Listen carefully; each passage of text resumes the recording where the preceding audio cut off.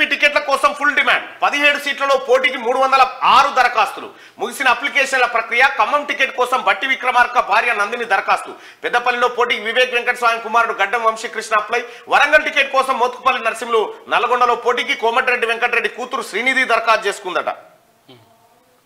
రెడ్డిగా Congress party MP టికెట్ల కోసం 306 దరఖాస్తులు వచ్చాయి రాష్ట్రంలోని 17 లోక్సభ స్థానాలకు గాను బుధవారం నుంచి అప్లికేషన్ల స్వీకరణ ప్రారంభించగా శనివారం సాయంత్రం 5 గంటల ముగిసింది తొలి రోజు 7 అప్లికేషన్లు రాగా రెండో రోజు 34 మూడో రోజు 100 చివరి రోజైన 4వ రోజు 165 దరఖాస్తులు వచ్చాయి అప్లికేషన్లు సమర్పించిన వారిలో సీనియర్లు యువనేతలు ఉన్నారు శనివారం ఖమ్మం టికెట్ కోసం డిప్యూటీ సీఎం బట్టి విక్రమార్క భార్య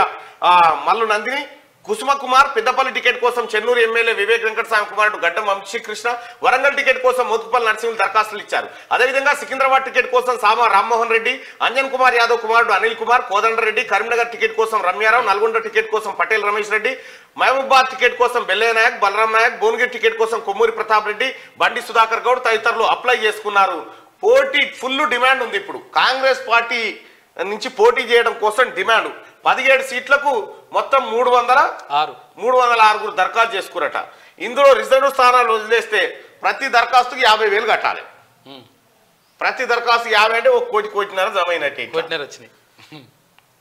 ఖమ్మం ఎంపీ టికెట్ కోసం అప్లికేషన్ ఇచ్చేందుకు శనివారం గాంధీ భవన్ కు ర్యాలీగా వచ్చిన బట్టి విక్రమార్క భార్య నందిని అట ఏమైతుందో చూడాలి మరిగా